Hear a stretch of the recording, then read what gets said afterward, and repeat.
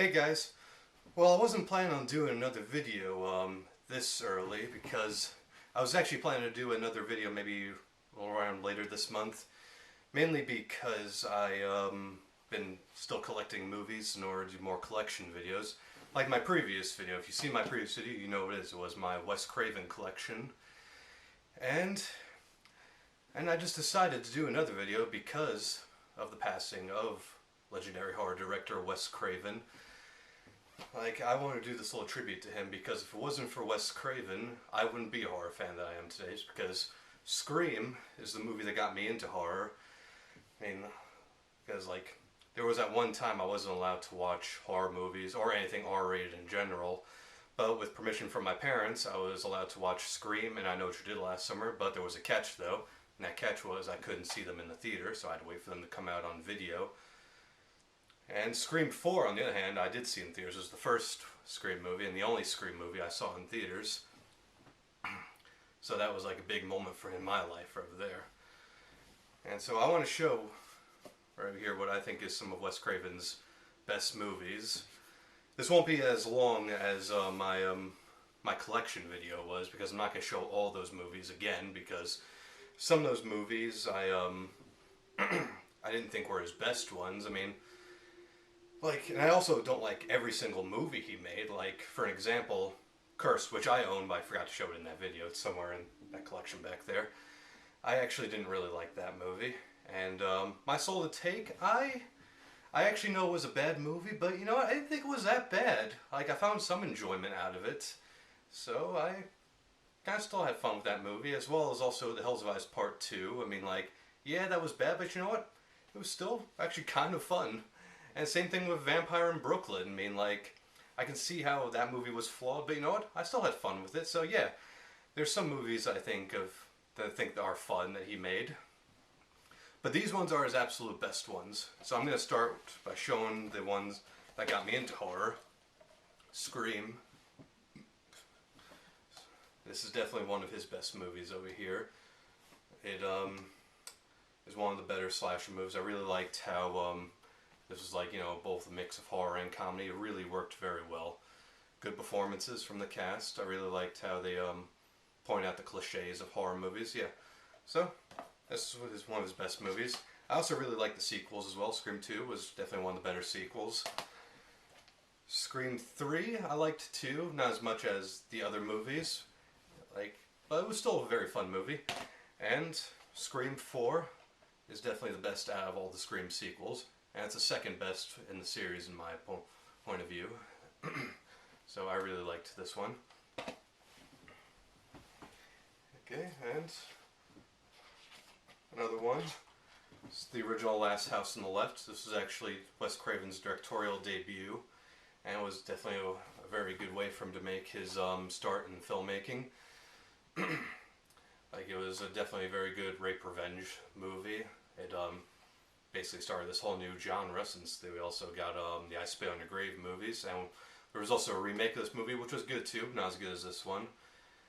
And it was I also liked how they didn't really show much, because it was like all left in your head.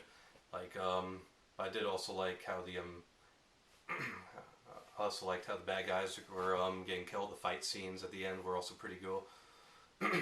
Sorry, I got a little tongue-tied there. The fight scenes were pretty cool. And David Hess was pretty good in this movie. And another one, it's also a classic of his, The Hills Have Eyes. This was definitely a pretty good movie. I really liked the desert setting. Michael Berryman, who was one of the cannibals who's on the cover over here, he was pretty good in this movie. The remake was also pretty good, not as good as this one, because you can't beat a Wes Craven movie. I'm going to say that. So, yeah, this was a pretty good movie. Okay. And here's one of his very underrated movies. It doesn't really get too much attention. It's Deadly Blessing. Like, I really liked the atmosphere of this movie. I really liked the practical effects. And Michael Berryman's also in this one as well. He's pretty good. He's not in it as much as he was in the Hills of Eyes movies, but he was still pretty good. So I really liked also the music as well. It was pretty creepy music. So yeah, this is definitely a movie that's definitely worth checking out, worth buying actually, since I have it on the Shout Factory, Scream Factory Blu-ray. So it's definitely worth it. Here's another underrated movie of his, which is Swamp Thing. I really liked this movie. I liked the creature effects. I thought the actor who played Swamp Thing was also pretty good. So like, this was also based off of like DC Comics, which I'm a huge fan of. So I really liked how like one of my heroes was directing a DC movie. So yep, it's pretty good. And I showed this on DVD when I did my collection video, but since then I got it on the Shout Factory Blu-ray, which is pretty new now, and it's Shocker. I really liked this movie as well. I mean, I know it was a flawed movie at the time of its release, but it gained a cult following. And like, it was just a very fun movie. I really liked how the criminal, like, he was both like, a serial killer. He also did some like voodoo stuff, witchcraft stuff. And I really liked how he put a spell on himself, which made him into this electrical ghost. So I really liked that. And I just also really liked how him and the main character were going through the TV at the end there, like fighting, and went around the news. Like, it was this movie that really gave me a very fun time. And here's another underrated movie of his, which is Deadly Friend. Basically about this kid who moves into this new town and becomes, I should say, like, he basically becomes the boyfriend of the girl next door. But then the girl gets killed by her abusive father, and then, like, since I forgot to mention, he's a genius, so like, he created this robot that gets destroyed by one of the neighbors. So like, he takes a chip, which was the robot's brain, and puts it in his dead girlfriend's brain, and basically she becomes like, basically like a half human, half robot. So like, I also like, just thought it was pretty good performance by Christy Swanson, like when she became just like the robots, like making all that beep beep noise, and like showing how she was very strong, getting revenge on her abusive father. So yeah, this was a pretty good movie. And here's another one, Serpent in the Rainbow. Pretty good supernatural horror movie. It stars Bill Pullman. I really liked the atmosphere in this movie. I really liked the tone of the movie. And Bill Pullman, of course, was good in the movie because he's a good actor. And I really liked all the supernatural aspects, all the voodoo stuff in this movie. It was just a very good movie.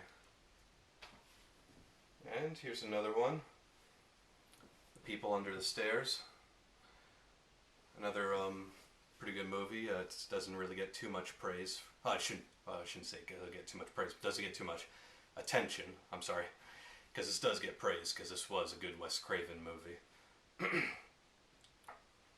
Like, it had I really liked the setting of this movie. I really liked how there was like these rich people who kept all these people in their like their basement, like all locked around in their house. I really liked the traps that they like set up in the house, and I just really liked how they were getting revenge towards the end as well. So yeah, this is a pretty good movie. Recommend this one. And I'm going to show Wes Craven's best movies right here. Ones that I liked as a kid. Again, first by showing Wes Craven's New Nightmare. This is definitely a good one. I mean, it's not really 100% part of the Nightmare on Elm Street series, because it's not actually connected to the rest of the movie, so it's like a standalone Nightmare on Elm Street movie. Like, I really liked the story in this movie. I wasn't too big of a fan of Freddy's makeup, though, because it looked like he had like chunks of his skin like skinned off. I also wasn't a big fan of him wearing that trench coat through most of the movie. But Robert Englund still did a good job though. And I just really liked the story, how it was like basically like what if Freddy Krueger came out of the movie world and into the real world. Like, I really liked that whole story. So basically like Freddy going after the actors from the original movie. Well, Heather Langenkamp in particular, he's going after. I also liked the appearances from the original cast as well. So yeah, I really liked this one. And another thing I also really liked, since after after the second movie in particular, the Nightmare on Elm Street started to like take a different direction. It started like becoming comedic, but this one like turned it to its to its dark roots. So that's something I really liked as well. So like it was basically Freddy being serious again, no longer cracking jokes. And so yeah, I liked it. And the #1 best Wes Craven movie, A Nightmare on Elm Street. This is definitely his best movie, a movie that he created with in his mind. I liked Robert Englund's portrayal of Freddy Krueger in this one. I really liked the atmosphere. I liked the whole story of like, you know, Freddy killing people and I should say killing kids in their dreams. I really liked that whole thing. I really liked also the practical effects as well. I also thought like I also thought this movie was generally pretty scary, because like I first saw this movie when I was about maybe 14, and this movie scared me. And like Wes Craven's actually the only one to direct more than one Freddy Krueger movie, since he directed this and New Nightmare. And the only one he had involvement in, he was involved in the third movie, Nightmare on Elm Street 3, Dream Warriors. He was an executive producer in that one. But that's the only one he ever was involved in. He wasn't involved in the second movie because he didn't like the story of that one. And also he didn't think Nightmare on Elm Street should have been a series, from what I heard. But, like, you know, I still like some of the sequels though. I mean, like, I still liked the third movie. I still liked the fourth movie. He wasn't a big fan of the fourth one and didn't really like the sixth one. And I never really was a fan of the second one, but I give that one some credit because it was still like a serious movie. It was also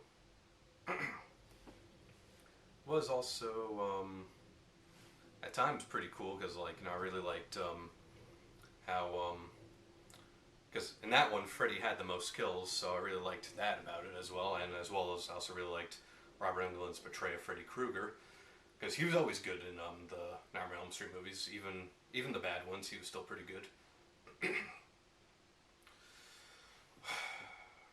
But yeah, I mean, like, you know, this was definitely a good movie for its time, and it still is a good movie. Still holds up to this very day. They made a remake which was okay. I mean, like, there's things I liked about it, things I didn't like.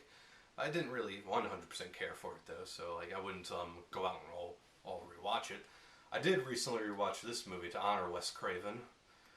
So, and this is definitely the movie to rewatch if you're going to rewatch one of his movies right now to honor him. I would say watch this or watch Scream.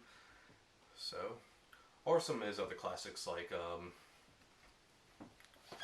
this movie or this movie. Or even his underrated movies like this one, this one, this one, and even this one.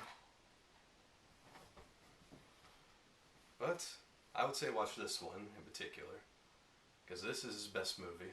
A movie that I 100% recommend if you've never seen it.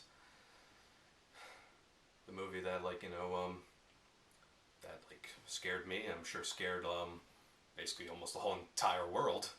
So yep, his best movie right here.